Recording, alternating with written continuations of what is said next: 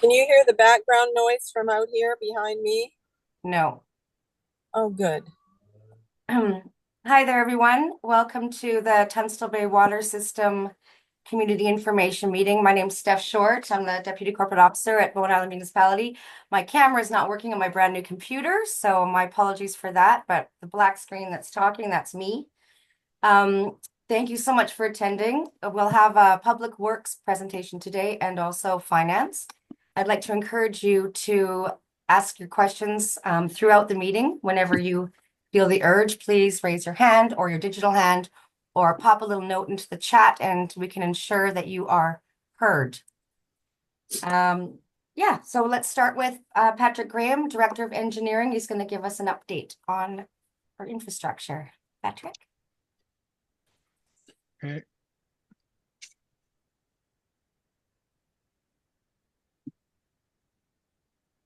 All right. So I'm just going to do a short presentation going over the key issues in the Tunstall Bay water system.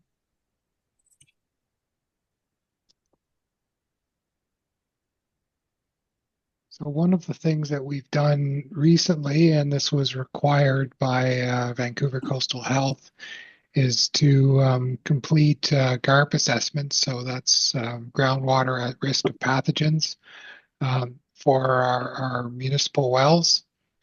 And that looks through a series of risk factors, including the type of ground that the wells are in, the proximity to things like septic fields, and that sort of thing. And so, going through that process, we did establish that the Tunstall Bay wells are rated as GARP wells, so that means um, they are at risk of pathogens, and there's certain treatment requirements that is required by VCH, which we're currently evaluating, but it's likely that we'll be needing to add UV treatment for all the wells. Of course. There's currently only one of the wells that has UV treatment. The rest are just chlorination. Um, since that's a Unbelievable. requirement for all of them, it may make the most sense to direct all the wells to one common treatment shed. Um, that would probably make sense to be along the road up to the reservoir tanks. So that's something that we'll be looking into and probably budgeting for, if not in 2025, then in the following year, 2026.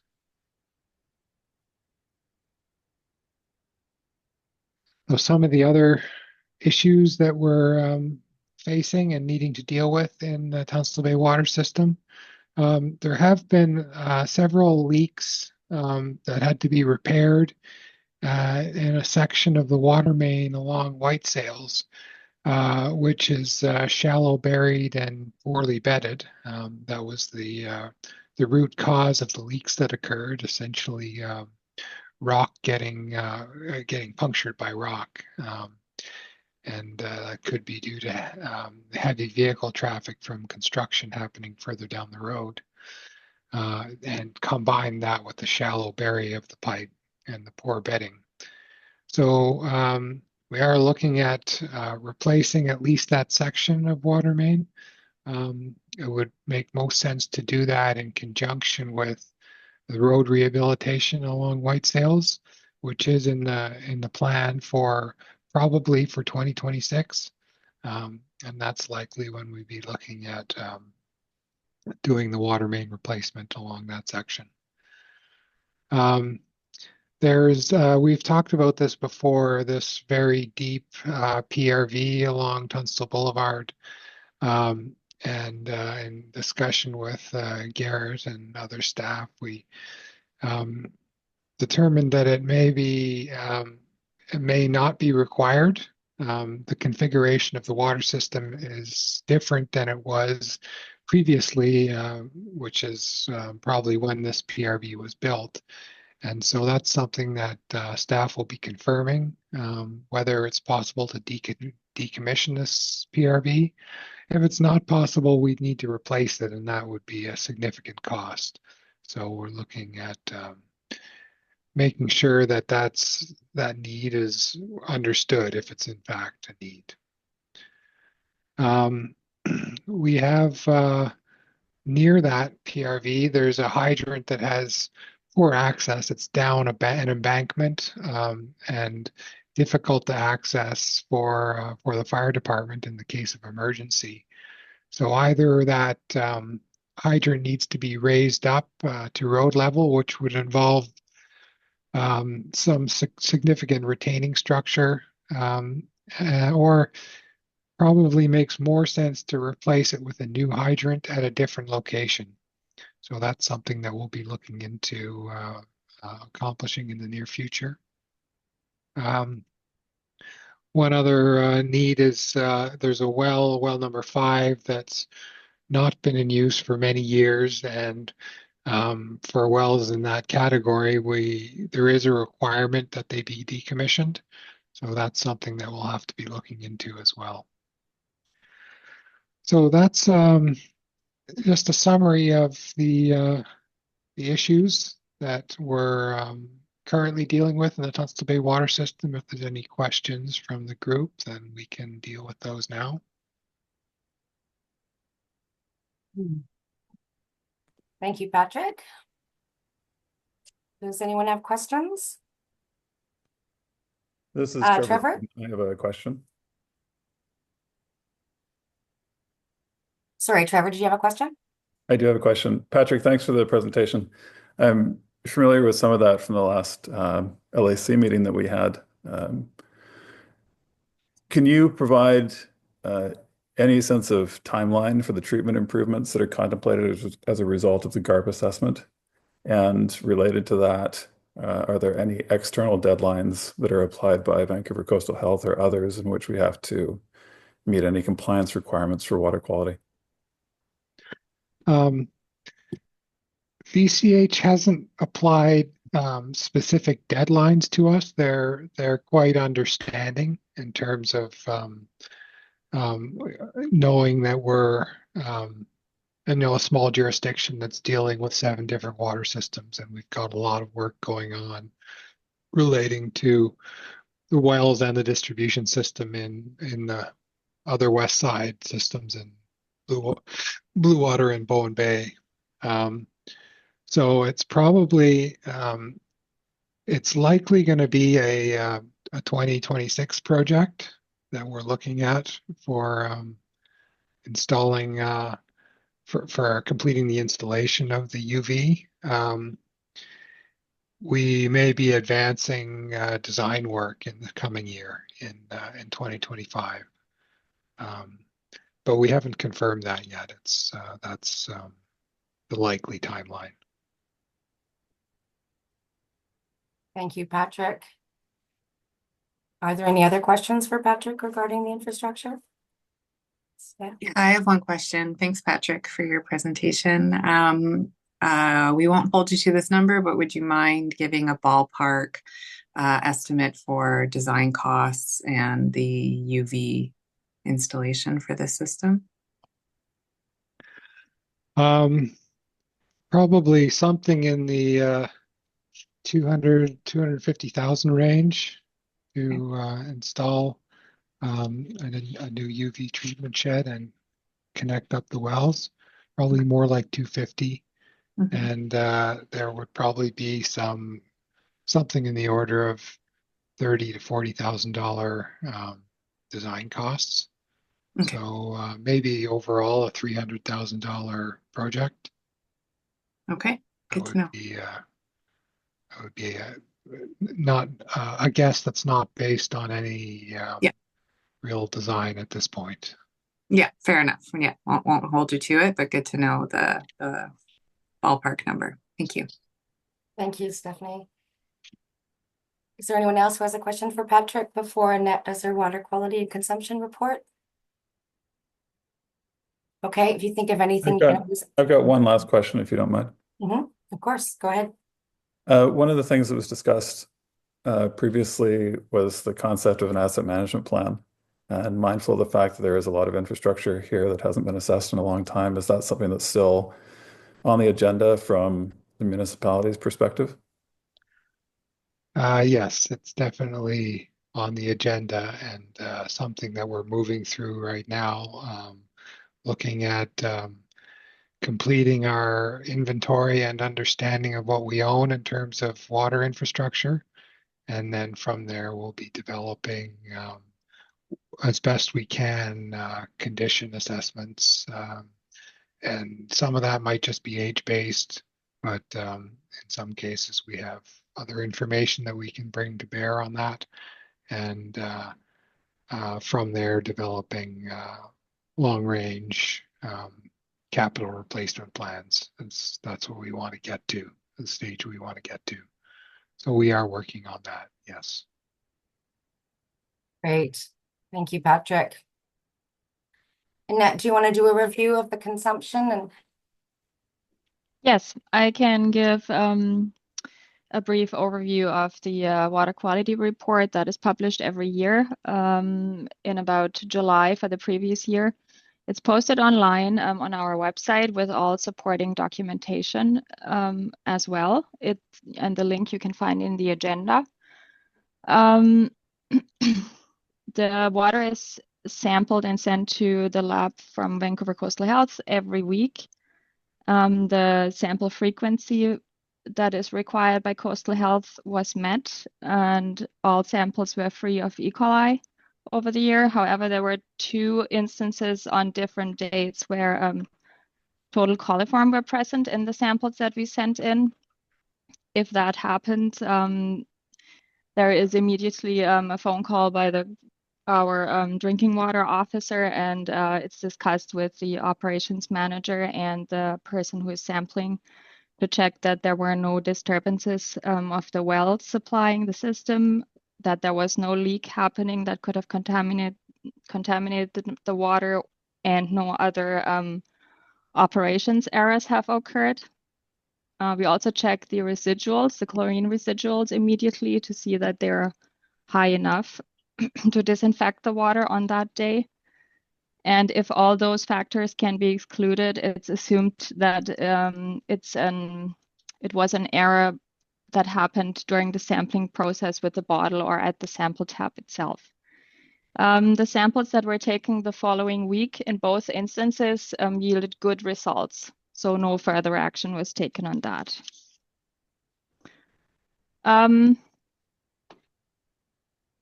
You can, if you're interested in more sample results as for other drinking water parameters, you can all find them online. And if you have questions, you can send an email to water@bimbc.ca, or you can give us a call. We can help you out there. I'd also like to share a graph about water consumption in Tunstall Bay. Just one moment here.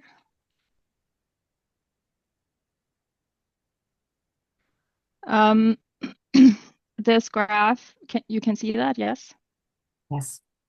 It shows at the bottom, each bar stands for 1 connection in Tunstall Bay. We are measuring and billing in imperial gallons. So the average annual consumption per connection is 34,000 gallons approximately. And the average daily consumption per connection is 94 imperial gallons. For comparison with other municipal systems, it's 84 gallons on average in the other systems.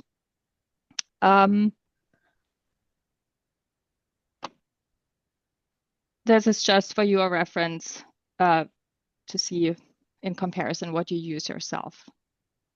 Meters are read 4 times a year with the bills sent shortly after that. Do you have any questions?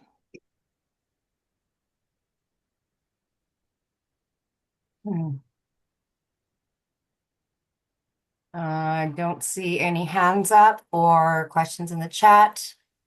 So, and some of you may have been muted for background noise, so please unmute yourself if you'd like to speak. Steph, this is Trevor. I have a question for Annette. Okay. Yeah, thanks, Mhm. Trevor. Annette, that's interesting data on that last slide. Thanks for sharing that. I was just curious to know if this is the first year that you've compiled the data in that way, and if not, then if there's year-over-year data, it'd be interesting to know if consumption is increasing year-over-year on average, for example, or whether any water conservation measures are being effective. It's been compiled for a few years in a row now, so we have data for every year. And it has not changed noticeably from year to year, the water consumption. Great, thanks, Annette. Thank you. Are there any questions for Annette? Seeing none, I'm going to take us over to our Chief Financial Officer to talk about financial results. Kristen. Great. Thank you, Steph. I'll just take a moment and bring up our financial statement for Tunstall.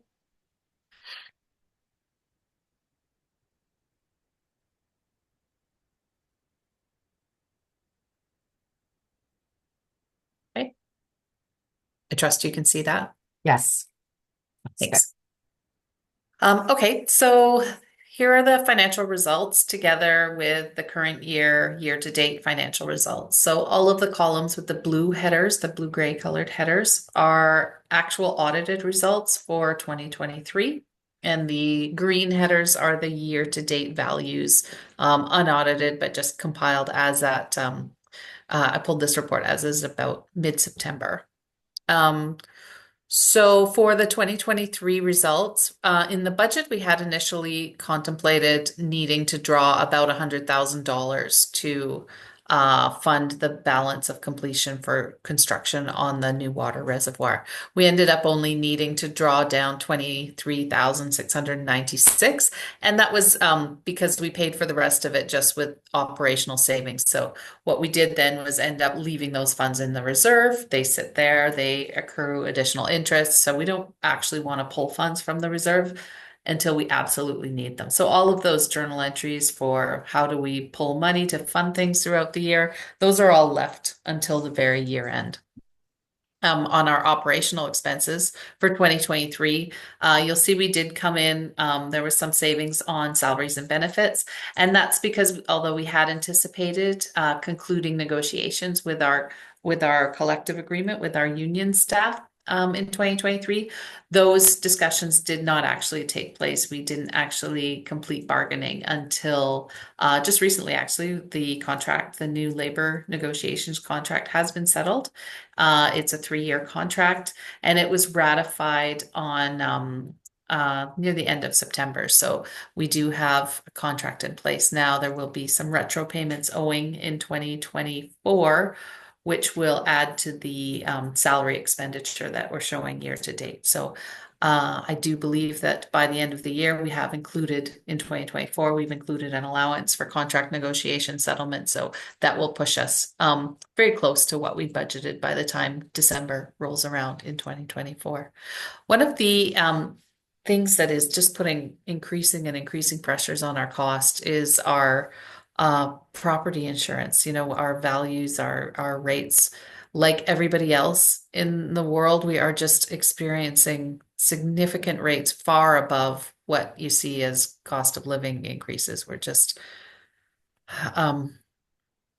struggling with those same challenges that insurance premiums year after year are growing far greater than the rate of inflation. Something that I want to talk about, is the where you're at with your loan. So the principal repayments and the interest costs on your loan. I wonder, I'm going to stop sharing here because I just want to show you the plan that we have for repayment of the water reservoir loan, and just show that you're in line with where we thought we would be at this point. Just give me a minute, sorry. There you go. You can see that now, my screen. So the initial loan, it was taken out in 2022 to fund the water reservoir tank was $655,000. As of the end of 2023, collections from the parcel tax had enabled us to repay 178,000 of that. We've made another 100,000 straight principal reduction this year. So the principal value of the loan right now is sitting at 376. So the plan is to continue those annual repayments of $100,000 in principal. We'll do that for 2025, 26, 27. At that point in September 27, that's when we must repay the full balance of the loan. So what we'll have is a little interim period between September and January of the next fiscal year when we can take the funds and repay the final balance. So we'll have that all paid off by December 2028. So that we're extending it a little bit longer than that 5-year period, and that enabled us to keep that parcel tax a little bit lower in order to try and just provide some room there for people, and just try to make sure that we're not overly burdening people with tax rates and parcel taxes, because we do know that it's really challenging to keep up with everything these days. I'm going to stop this share and go back to the financial report.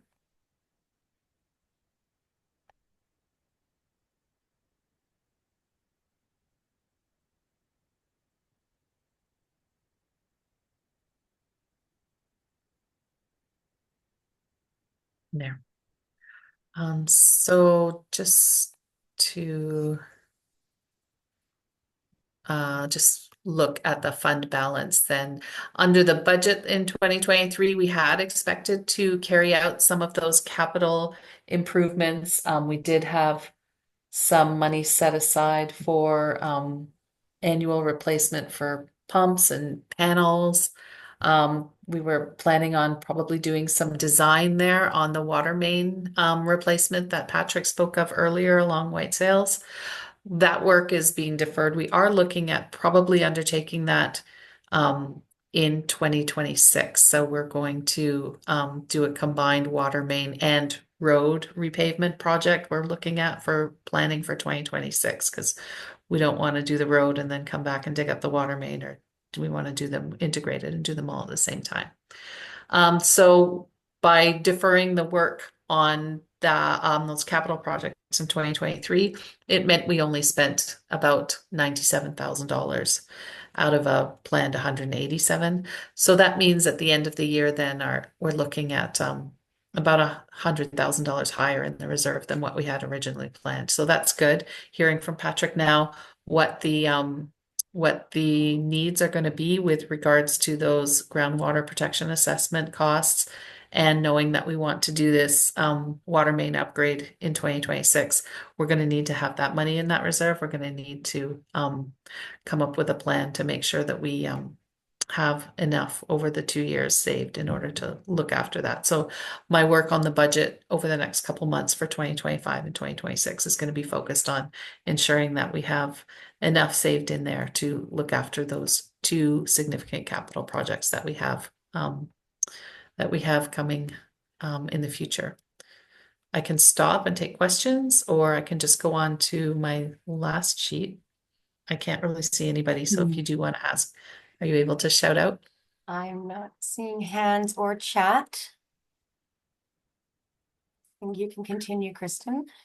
Thank you. Okay, so I wanted to take the time to share with you this sheet. This is just a model. It's not actual final numbers. It's just sort of at the planning stage still. I will update it and review it and finalize it as part of the 5-year financial plan development process this year. But I just wanted to kind of take a moment to explain how the municipality charges out administrative costs to all of the water systems. So all of for example, we run a works yard down by the gas station there. So we do take a portion of those operating costs and we allocate them out specific to water systems, because that works yard does support the operations of the water utility crew as well as just general roads works and things like that. So we do take a portion of that, and then all of those costs are then further distributed proportionately among all of the water systems based on the number of connections. So sorry, so you can see then that we have a total of 1,304 utility connections across all of the 7 systems. So Tunstall proportionately takes 144 divided by 1,304% of all of the allocated administrative costs. And for some of those other costs that we need to distribute out to utilities, for example, are a portion of our annual audit fees. So we allocate those costs based on a proportion of total municipal revenue attributable to water systems.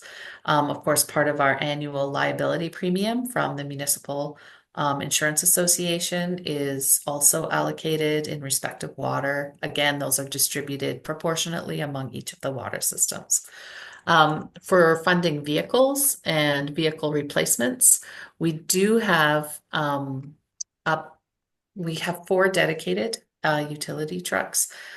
We do replace those approximately every 8 years. So that works out to like a $25,000 annual contribution that's shared proportionately among all of the water systems into the equipment maintenance fund, so that when it's time to replace those trucks, we have those funds available and we can just fund them. It's not really efficient for us to start charging out assets and have them owned proportionately by different funds within the municipality. So we do just own them all in the general fund, and we fund those by making annual contributions to general fund. So some of those other transfers are for an annual allowance of equipment, tools, and maintenance, as well as licensing fees for technology, and of course for our utility staff safety program and compliance, and those expenses. Those are all paid for in municipal general, and we allocate back a little portion of those to each of the water systems each year. So again, I'm happy to take questions about anything financial with financial administration regarding water systems. So I'll stop there. Great, thank you so much, Kristen. Does anyone have questions about the money, Kristen? No? Okay. Wonderful, thank you so much. I think next I'm going to just give you a little reminder about the different ways that you can connect with us being staff at the municipality regarding the Tunstall Bay water system. In the agenda package, I've got a link to the information web pages. Those are updated regularly on water and sewer systems. We have the mailing list, our email mailing list, which is at the bottom of our homepage. You can click the link to sign up. I'm assuming you guys are all signed up, but please tell your neighbors. And if you have any questions for staff, we have an email address, which is water@bimbc.ca. And that has Kristen, our CFO, and our Director of Engineering, and our Operations Utilities Manager and Utilities Coordinator all on that email. So whatever your question is, it will be answered through that. We're about done from our end. Steph, I Yeah. just wanted to add something I forgot previously. Yes. The water main flushing in Tunstall Bay is starting in about 2 weeks on October 22nd. It'll be communicated through the regular channels, and I wanted to add that we often get the complaint that we are not letting people know early enough on which road the flushing is happening, but oftentimes we only know it on the day because crews move forward with the flushing as they can proceed. When the water clears up in one area, they can move to the next, and also sometimes they get pulled away from the daily flushing for other tasks and emergencies. Okay, thank you for clearing that up.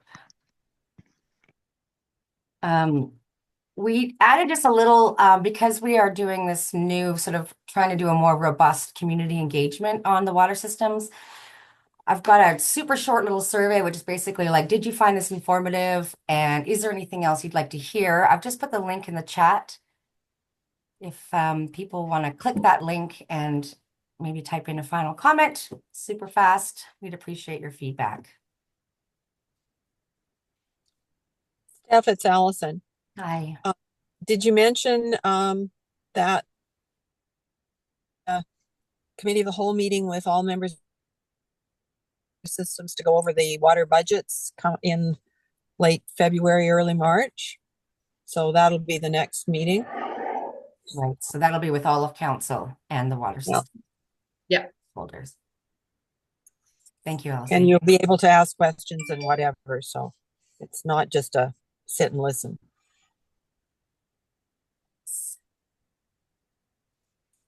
Hey, everyone clicking the link and filling in that little tiny little survey.